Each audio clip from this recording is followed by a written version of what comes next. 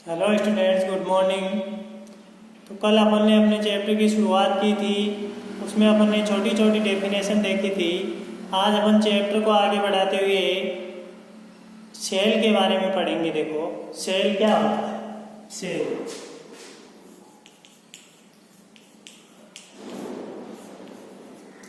इस चैप्टर के परिप्रेक्ष्य में अगर बात की जाए तो सेल वह युक्ति होती है जिससे ऊर्जा का रूपांतरण किया जाता है, अर्थात ऊर्जा रूपांतरण युक्ति क्या कहलाती है, सेल कहलाती है। अब अपना विद्युत रसायन जो चैप्टर है, इसके परिप्रेक्ष्य में विद्युत ऊर्जा को रासायनिक ऊर्जा तथा रासायनिक ऊर्जा को विद्युत ऊर्जा में कन्वर्ट करने वाली, परिवर्तित करने वाली युक्ति क्या कहलाएगी, अपनी सेल कहलाएगी। ऊर्जा रूपांतरण युक्ति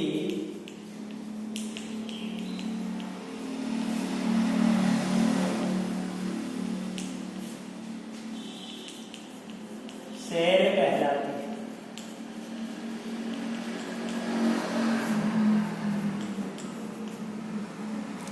ऊर्जा रूपांतरण युक्ति क्या कहलाती है, सेल कहलाती है। अपने पास इस चैप्टर में अगर अपन बात करें तो ऊर्जा रूपांतरण के आधार पर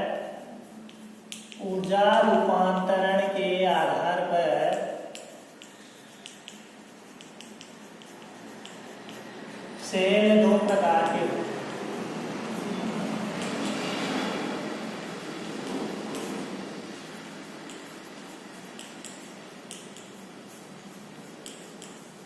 ध्यान रखना, इसी चैप्टर की बात हो रही है। वैसे तो और भी फोटोकेमिकल सेल वगैरह भी होते हैं, लेकिन इस चैप्टर में अपन दो प्रकार के सेलों की चर्चा करेंगे। पहला आपका होता है विद्युत रासायनिक सेल।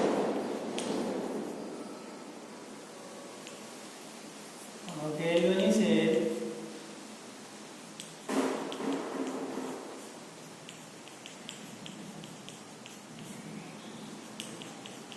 वोल्टेज, गैल्वेनिक सेल या वोल्टेज। और दूसरा आपका कौन सा होता है, विद्युत अपकटनी सेल।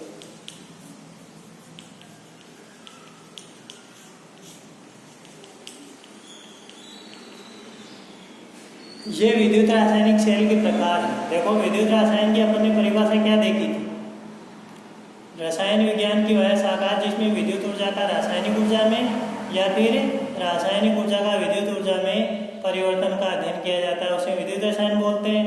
तो विद्युत रासायन में अपन विद्युत रासायनिक सेल की बात करते हैं। तो विद्युत रासायनिक सेल कितने प्रकार के होते हैं, दो प्रकार के होते हैं। एक तो आपका गैल्वेनिक सेल या वोल्टेज सेल हो गया, और दूसरा विद्युत अपकटनी सेल हो गया। अब गैल्वेनिक सेल या वोल्टेज सेल क्या होता है, इसकी अपन चर्चा करेंगे।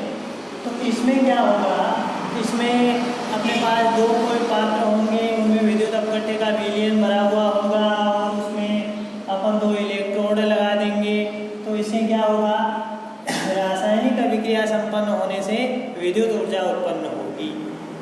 अर्थात रासायनिक ऊर्जा को विद्युत ऊर्जा में कन्वर्ट करने वाली युक्ति क्या कहलाती है, गैल्वेनिक सेल या वोल्टेज सेल कहलाती है। दूसरी अपन चर्चा करें विद्युत अपघटन सेल की। कल अपन ने विद्युत अपघटन की चर्चा की थी। विद्युत अपघटन क्या होता है, किसी विद्युत अपघट्य के विलयन में जब विद्युत धारा प्रवाहित की जाती है तो इलेक्ट्रोडों पर विद्युत अपघट्य के विलयनों में रासायनिक अभिक्रियाएं संपन्न होती है। इसे क्या बोल रहे थे अपन, विद्युत अपघटन।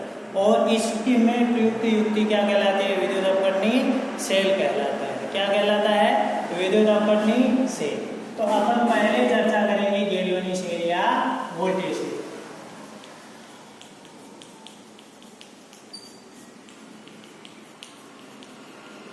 गैल्वेनिक सेल या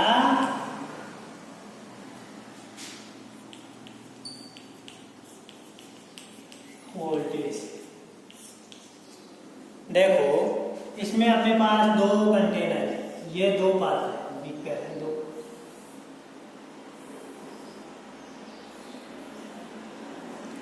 इन बीकरों में आपने क्या ले लिया, विद्युत अपघट्य का विलयन ले लिया। जैसे मेरी इस वाले बीकर में इधर ZnSO4 का सॉल्यूशन कर दिया, जेड सल्फेट, और यहाँ पर इस बीकर में आपके पास CuSO4 का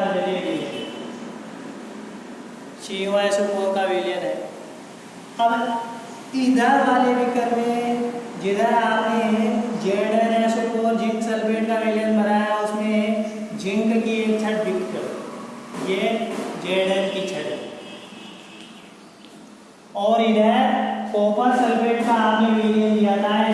किसकी छड़ ले ली, कॉपर की छड़ आपने ली। ये है आपके पास कॉपर धातु की छड़।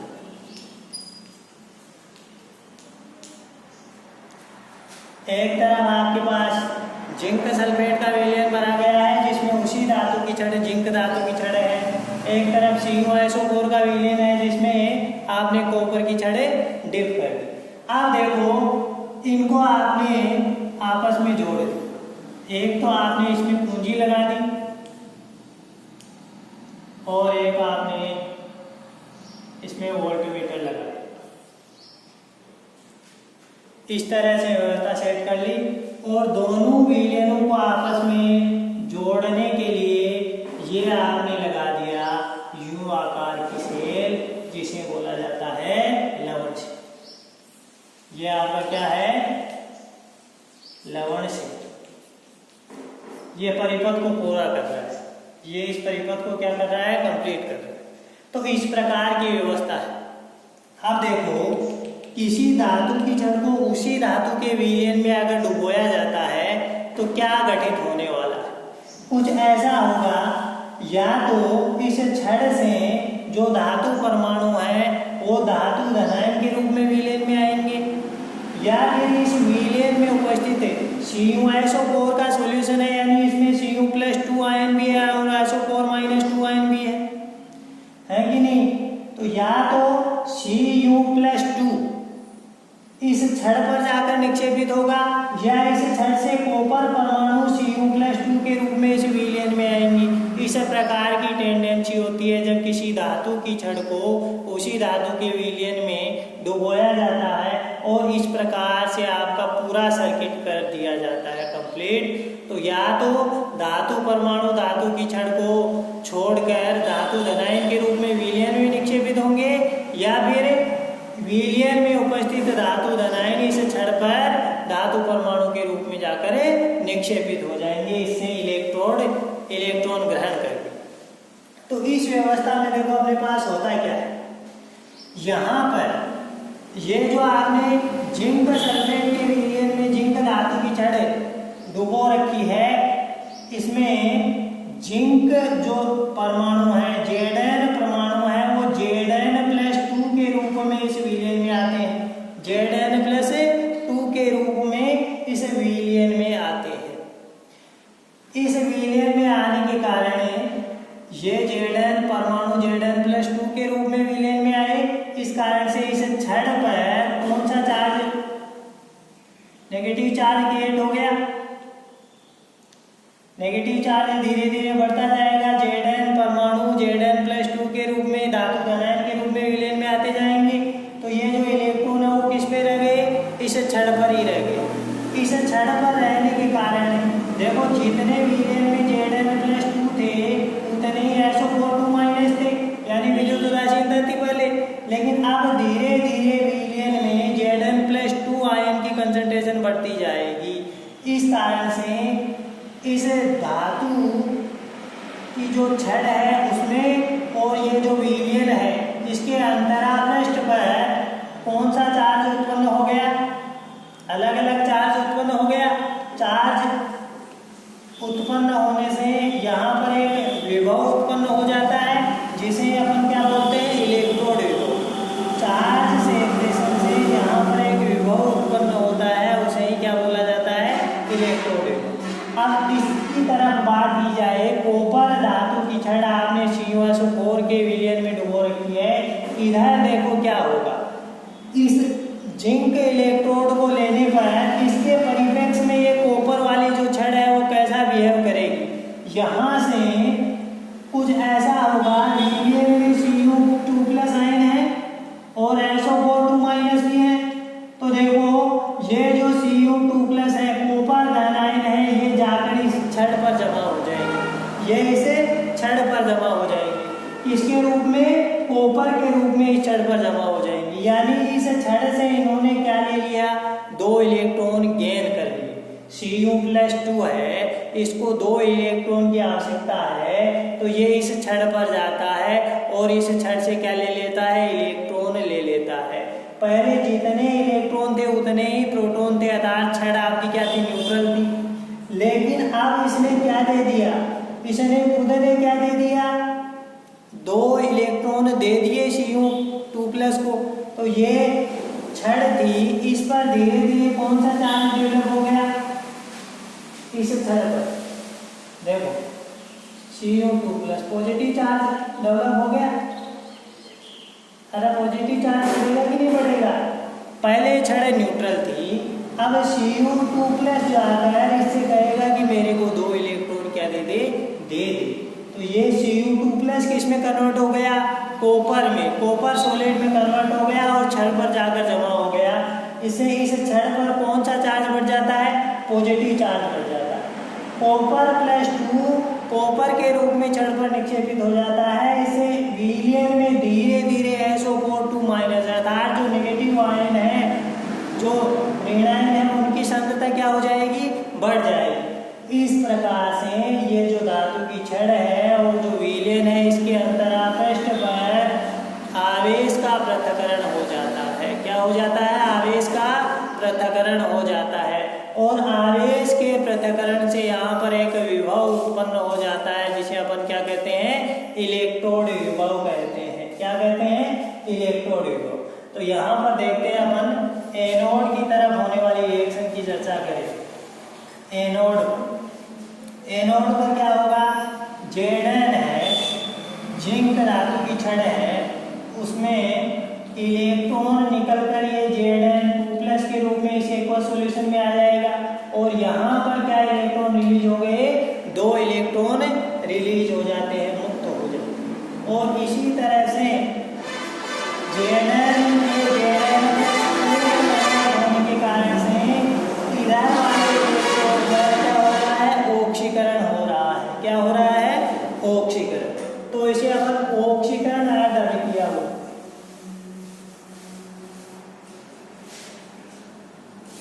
Zn सॉलिड है, वो Zn2+ में कन्वर्ट हो जाता है और 2 इलेक्ट्रॉन यहाँ पर क्या हो गए, रिलीज हो गए। इस रिएक्शन को एनोड पर ये रिएक्शन हो रही है, इसे अपन एनोडीय अभिक्रिया बोलते हैं। और रिएक्शन में ऑक्सीकरण हो रहा है, इस कारण से इसको अपन ऑक्सीकरण अभिक्रिया भी बोलते हैं। एनोड पर एनोडीय अभिक्रिया, इसे क्या बोला जाता है, एनोडीय अभिक्रिया।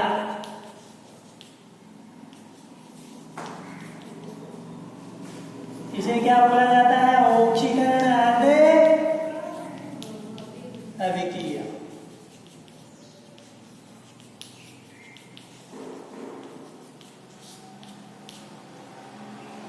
ऑक्सीकरण अभिक्रिया भी बोला जाता है। ये इस तरफ एनोड पर संपन्न होती है, ये वाली रिएक्शन, ये वाली रिएक्शन की तरफ एनोड पर संपन्न होती है। अब अगर अपन कैथोड की बात करें तो कैथोड पर क्या हो रहा है, यहाँ पर ऑक्सीकरण हो रहा है, इस कारण से अपने इसको एनोडीय अभिक्रिया बोल दी।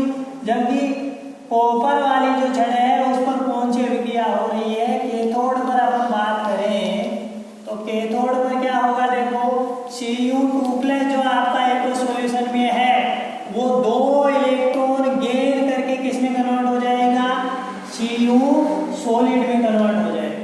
तो यहाँ पर 2 इलेक्ट्रॉनों का गेन हो रहा है, यानी क्या हो रहा है, अपचयन हो रहा है।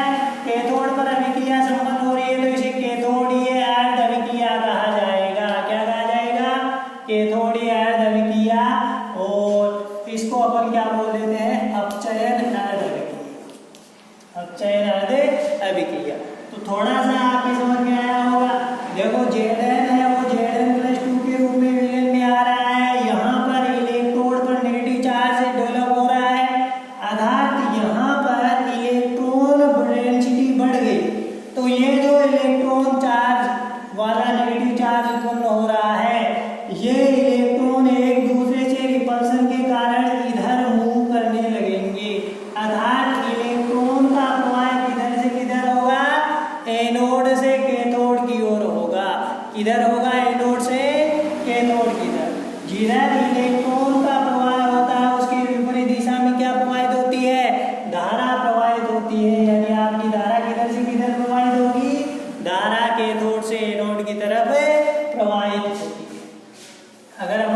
की बात करते हैं।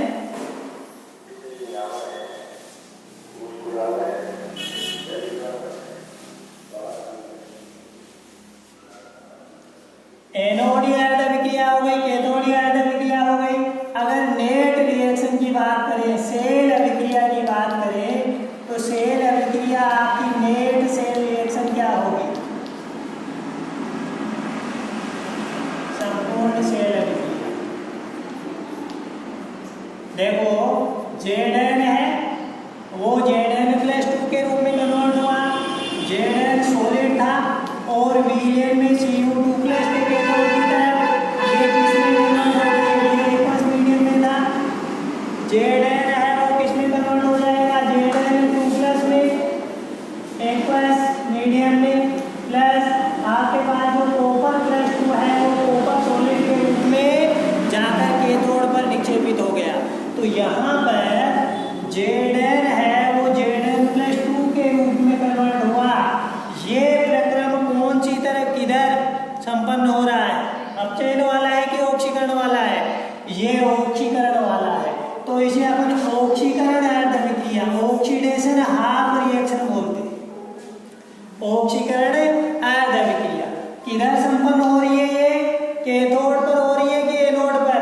तो एनोड पर अगर हो रही है तो इसे अपन एनोडिक हाफ रिएक्शन, एनोडिक अर्ध अभिक्रिया कहते हैं। दूसरी तरफ बात करें तो Cu2+ है वो किसमें कन्वर्ट हो रहा है? Cu सॉलिड में कन्वर्ट हो रहा है। यानी यहाँ से Cu2+ दो इलेक्ट्रॉन गेन करके Cu सॉलिड के रूप में जड़ पर निक्षेपित हुआ। अपचयन हुआ कि ऑक्सीकरण? अपचयन हो गया। तो इसे अपन रिडक्शन हाफ रिएक्शन बोलते हैं, या फिर इसको कैथोडिक अर्ध अभिक्रिया, कैथोडिक हाफ रिएक्शन बोलते हैं। तो एक ही रिएक्शन है जिसमें एक इलेक्ट्रोड पर ऑक्सीकरण हो रहा है जबकि दूसरे वाले इलेक्ट्रोड पर क्या हो रहा है? अपचयन हो रहा है। अगर किसी एक ही अभिक्रिया में ऑक्सीकरण और अपचयन दोनों अभिक्रियाएं संपन्न होती हैं तो उसे क्या बोलेंगे अपन? Redox reaction, reduction with oxidation. तो यह एक रिडॉक्स अभिक्रिया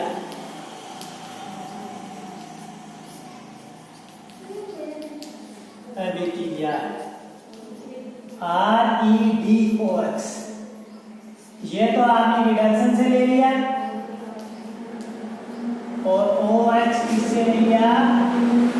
ऑक्सीडेशन से ले लिया। तो रिडक्शन विद ऑक्सीडेशन होने के कारण इस रिएक्शन को क्या बोल दिया अपन ने? रिडॉक्स अभिक्रिया बोल दिया। और ध्यान रखने वाली बात यह है, बहुत काम की बात है कि आपका जो गैल्वेनी सेल है, गैल्वेनी सेल में इलेक्ट्रॉन्स का प्रवाह है किधर से किधर होता है?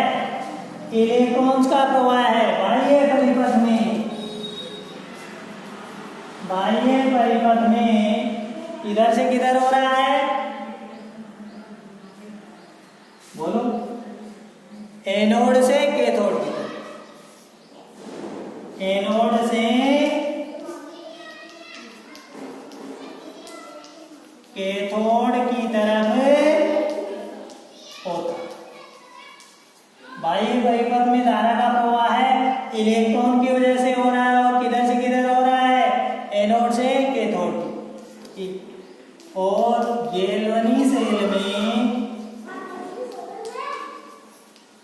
धारा का प्रवाह है, धारा का प्रवाह है कैथोड से एनोड की तरफ होता। किधर से किधर होगा? कैथोड से एनोड की तरफ होगा। ये भी बाह्य परिपथ के लिए है। इसमें बाह्य परिपथ।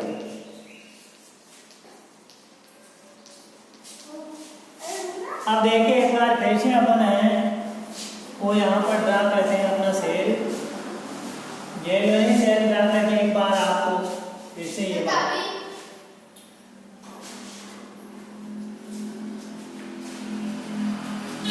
ये है आपके पास एक कंटेनर और दूसरे वाला ये। इसमें आपने जिंक धातु की जो छड़ है उसको ZnSO4 के सॉल्यूशन में डिप कर रखा है। ये ZnSO4 का सॉल्यूशन है, ये जिंक धातु की छड़ है, और इधर कॉपर की छड़ है। उस कॉपर की छड़ को CuSO4 के विलयन में क्या कर दिया, डिप कर दिया। दोनों को आपस में आपने एक पूंजी की सहायता से वोल्टमीटर लगाकर क्या कर दिया है, जोड़ दिया। ये लगाई पूंजी और ये वोल्टमीटर लगा दिया, इसमें आपके पास क्या आ जाएगा, विक्षेप आ जाएगा। और परिपथ को पूर्ण करने के लिए, परिपथ की इलेक्ट्रिक न्यूट्रलिटी बनाए रखने के लिए आपने क्या कर दिया, ये लवण सेतु। लवण सेतु में क्या प्रयुक्त किया जाता है, इसमें KCl या KNO3, जिनमें धनायन और ऋणायन का आकार लगभग समान होता है, इनकी मोबिलिटी गतिशीलता लगभग समान होती है, उसको एगार एगार में पेस्ट बनाकर क्या कर दिया जाता है, भर दिया जाता है। इसमें एगार एगार में पेस्ट बनाकर इसे जो निष्क्रिय आपका विद्युत अपघट्य है उसको भर दिया जाता है, और दोनों तरफ है वो क्या लगा दी जाती है, रुई की डांट लगा देती है। ये यूं आकार का होता है। अब यहाँ पर देखो क्या हो, इधर Zn है वो Zn+2 के रूप में विलयन में आएंगे। Zn है वो Zn परमाणु Zn+2 के रूप में विलयन में आ रहे हैं। अरे आ रहे हैं कि नहीं, पहले जितने Zn2+ थे उतने SO4 थे, यानी धनायन और ऋणायन समान थे, लेकिन धीरे धीरे इसमें धनायन है वो बढ़ते जा रहे हैं, और इस छड़ पर कौन सा चार्ज क्रिएट हो रहा है, नेगेटिव चार्ज क्रिएट हो रहा है, यानी धातु की छड़ और जो आपका विलयन है उसके अंतरापृष्ठ पर चार्ज का सेपरेशन हो रहा है। ड्यू टू चार्ज सेपरेशन यहाँ पर एक विभव उत्पन्न होता है, जिसे अपन क्या बोलते हैं, इलेक्ट्रोड विभव बोलते हैं। ठीक इसी तरह से विलयन में उपस्थित Cu2+ है वो इस छड़ पर जाकर जमा हो रहे हैं, और इससे इलेक्ट्रॉन क्या कर रहे हैं, गेन कर रहे हैं। इस कारण से इस छड़ पर इलेक्ट्रॉन की कमी होती जा रही है, और विलयन में SO4 है उसकी सांद्रता धीरे धीरे बढ़ती जा रही है। बढ़ रही है कि नहीं, बिल्कुल बढ़ रही है। Cu2+ तो इधर जाकर इसे इलेक्ट्रॉन लेकर न्यूट्रल हो गया, जबकि SO4 विलयन में बैठा है, तो धीरे धीरे ये जो सल्फेट आयन है इनकी सांद्रता बढ़ रही है, यानी यहाँ नेगेटिव चार्ज यहाँ पॉजिटिव चार्ज, चार्ज सेपरेशन से विभव उत्पन्न हो गया, जिसे क्या बोलेंगे अपन, इलेक्ट्रोड विभव बोलेंगे। तो ये आपका क्या है, एनोड की तरफ होने वाला इलेक्ट्रोड विभव है, और ये कैथोड की तरफ उत्पन्न होने वाला इलेक्ट्रोड विभव है, और दोनों के इलेक्ट्रोड विभव में जो अंतर होता है उसी को अपन क्या बोलते हैं, शेल विभव बोलते हैं। लेकिन उससे पहले ये बात देखो, ये जो लवण सेतु आपने लगाया है वो क्या काम करेगा, इधर आपके पास Zn2+ की कंसंट्रेशन विलयन में बढ़ रही है, बढ़ रही है कि नहीं है। अब धीरे धीरे अगर ऐसे बढ़ेगी तो यहाँ नेगेटिव यहाँ पॉजिटिव, तो ये जो है इसको जाने से रोकेगा। अरे Zn2+ जो आयन है इसको ये नेगेटिव चार्ज अपनी ओर खींचेगा, धारा प्रवाह में ये बाधक बनेगा, इसलिए इसको विलयन की न्यूट्रलिटी करनी है, क्योंकि यहाँ पर पॉजिटिव चार्ज इधर बढ़ रहा है, तो इसकी न्यूट्रलिटी बनाए रखने के लिए आपने जो KCl या KNO3 का पेस्ट इस U2 में भरा है, तो ये U2 है, इससे नेगेटिव चार्ज इधर की तरफ शिफ्ट होते हैं, यानी Cl- चार्ज इधर शिफ्ट हो जाएगा, और ये जो आपका Zn2+ वाला चार्ज क्रिएट हो रहा है इधर, इसको क्या कर देगा, न्यूट्रल कर देगा। ठीक इसी तरह से इधर SO4 नेगेटिव चार्ज उत्पन्न हो रहा है, इस नेगेटिव चार्ज को न्यूट्रल करने के लिए, विद्युत उदासीनता विलयनों की बनाए रखने के लिए कौन से आयन गति करेंगे साहब, नेगेटिव बढ़ेगा तो इसको शांत करने के लिए पॉजिटिव K+ आयन इधर आएगा। तो इस तरह से ये जो लवण सेतु है ये दोनों तरफ के विलयनों की विद्युत उदासीनता बनाए रखता है, इस परिपथ को पूर्ण करता है, ये इसका काम होता है। अब मैंने अभी बताया कि ये जो आपका गैल्वेनिक सेल है, इस गैल्वेनिक सेल में इलेक्ट्रॉन्स का प्रवाह बाह्य परिपथ में एनोड से कैथोड की तरफ होता है, एनोड से कैथोड की तरफ होता है। अरे एनोड से कैथोड की तरफ ही हो रहा है। अब देखो बाह्य परिपथ में इलेक्ट्रॉन्स का प्रवाह है, बाह्य परिपथ में इलेक्ट्रॉन छिपा रहे। इसके आंतरिक परिपथ की बात करें तो ये इसका इंटरनल सर्किट हो गया भैया, इंटरनल सर्किट हो गया। अरे बाह्य परिपथ में आपने यहाँ पर वायर जोड़ रखा है तो वायर से इलेक्ट्रॉन ही प्रवाहित होंगे, यानी बाह्य परिपथ में धारा प्रवाह का माध्यम क्या है, इसमें इलेक्ट्रॉन्स। जबकि ये आपका जो इंटरनल सर्किट है इसमें धारा प्रवाह किससे हो रहा है। अभी आपको बताया था पिछली क्लास में कि जो विलेन है उनमें धारा प्रवाह का माध्यम आयन्स होते हैं। क्या होते हैं, आयन। तो यहाँ पर आयनों की वजह से इधर शिफ्ट होगा। इस आपके यूट्यूब में जो चलेगा, इस यूट्यूब में जो चलेंगे वो कौन चलेंगे, आयन चलेंगे। धनायन और ऋणायन का मूवमेंट होगा जिससे आपका परिपथ भी पूर्ण हो जाएगा और दोनों तरफ के जो विलेन है उनकी विद्युत उदासीनता भी हो जाएगी।